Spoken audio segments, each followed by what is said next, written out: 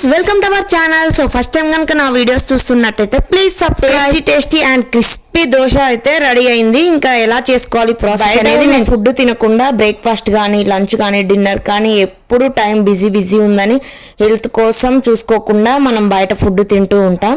So అలా తీసుకోకుండా మనం ఇన్స్టాంట్గా ఎలా చేసుకోవాలి బ్రేక్ఫాస్ట్ అనేది, దోశ మంచిగా టేస్టీగా క్రిస్పీగా రావాలంటే ఇంకా ఇలా చేయండి. నేను 1 గ్లాస్ వరకు నేను మినపప్పు తీసుకున్నాను. ఇలా చేసుకోండి. మీ ఇంట్లో పిల్లలైన పెద్దవాళ్ళని ఎవరైనా చాలా ఇష్టంగా తింటారు. ఇంకా 1 కప్పు వరకు అయితే నేను రైస్ తీసుకున్నాను. Tasty and crispy healthy breakfast అయితే రెడీ అయిపోద్దండి ఈజీ వేలో, తొందరగా. ఇంకా 1/2 కప్పు వరకు మంచి శనగపప్పు తీసుకున్నాను. ఎందుకంటే మంచిగా టేస్టీగా బ్రౌనిష్గా రావాలి అనుకుంటే యాడ్ చేసుకోవచ్చు. కొద్దిగా వాము కూడా యాడ్ చేస్తున్నాను. వాము ఎందుకంటే పిల్లలకైనా పెద్దవాళ్ళకైనా మనకి జీర్ణశక్తి మెరుగుపడాలంటే ఖచ్చితంగా వాము యూజ్ చేసుకోండి అప్పుడప్పుడు.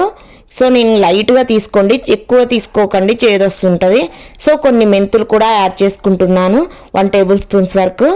ఇలా యాడ్ చేసుకోవడం వల్ల టేస్టీతో పాటు మన హెల్త్ కూడా చాలా మంచిగా ఉంటుంది.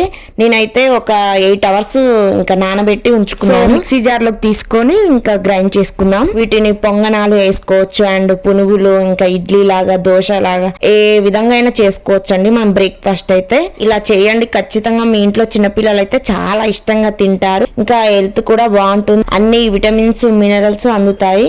సో ఇంకొన్ని పప్పులు కూడా, పెసరపప్పు, ఇలా ఉలవలు, కొందరు కొన్ని కూడా యాడ్ చేసుకోవచ్చు. ఇంకా అది టేస్ట్ ఫ్లేవర్ కోసం మాత్రమే.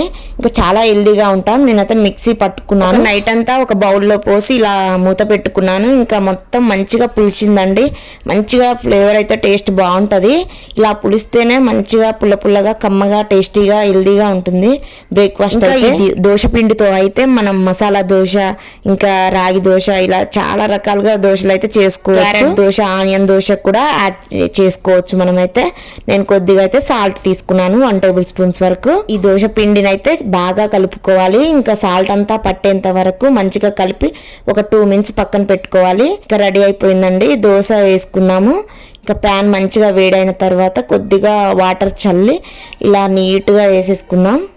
ఇంకా మన బ్రేక్ఫాస్ట్ అయితే రెడీ అయిపోద్దండి. ఇంకా ఇలా అన్నీ వేసుకున్న తర్వాత అయితే కొద్దిగా ఆయిల్ కూడా వేసుకుంటున్నాను చుట్టూ. ఇంకా మంచిగా వస్తుంది, టేస్ట్ అయితే బాగుంటుంది. మీరు కూడా ఖచ్చితంగా ఇలా ట్రై చేయండి. వాము, మెంతులు అయితే మెయిన్ ఇంగ్రీడియంట్స్ అండి ఈ దోశలోకి. ఎందుకంటే చాలా ఆరోగ్యంతో పాటు హెల్దీగా ఉండడంతో పాటు మన ఇంకా టేస్ట్ కూడా ఇంక్రీజ్ అవుతుంది. దోశ ముక్కను తీసుకొని అలా వేడి ఇంకా దోశను తీసుకొని మంచిగా కొబ్బరి చట్నీలో నలుచుకొని తింటుంటే చాలా బాగుంటుందండి. ఇంకా అమృతంలా అనిపిస్తుంది మనకైతే. మన ఇండియాలో అయితే దోశలు ఫేమస్ అండి. ఇంకా ఎంత తిన్నా కూడా, ఎన్ని రోజులు తిన్నా దోశలు అయితే, దోశలను అయితే చాలా రకాలుగా చేయొచ్చు. బియ్యం పిండితోనే కాకుండా ఇంకా అనేక పదార్థాలతో అయితే మనం దోశలను అయితే చేసుకోవచ్చు. కారం దోశ, ఆనియన్ దోశ, రవ్వ దోశ, ఇంకా క్యారెట్ దోశ, ఇలా ఇంకా ఇవేనా రకాలు దోశలలో అనుకుంటున్నా. పాలకూర దోశ, ఓట్స్ దోశ, ఇంకా కొత్తిమీర దోశ, ఇంకా చాలా కొబ్బరి దోశ, ఇంకా చాలా రకాలు ఉన్నాయండి. చాలా ఇష్టంగా తినొచ్చు. మంచిగా బ్రేక్ఫాస్ట్ అయితే హెల్దీగా ఇంట్లోనే చేసుకొని నచ్చిన విధంగా, నచ్చిన వేలో మనం బ్రేక్ఫాస్ట్ అయితే ప్రిపేర్ చేసుకోవచ్చు. ఇన్స్టాంట్ కూడా తొందరలో అప్పటికప్పుడు బియ్యంని పట్టి కూడా చేసుకోవచ్చు, గోధుమలు అలా. సో కొన్ని విధాలుగా అయితే ఇంకా ఇలా పులియబెడితే మంచి టేస్ట్ కోసం ఇలా చేస్తాం. సో ఇలా కాకుండా నార్మల్ గా అప్పటికప్పుడు కల్లా కూడా చేసుకోవచ్చు మనం దోశలు అయితే. సో ప్లీజ్ సబ్స్క్రైబ్ చేయడం మాత్రం అస్సలు మర్చిపోవద్దు. ఇంకా పిల్లలైనా పెద్దవాళ్ళని ఎవరైనా కూడా చాలా ఇష్టంగా తినే దోశ అయితే రెడీ అయిపోయింది. మీ ఇంట్లో కూడా ట్రై చేయండి. Thank you so much.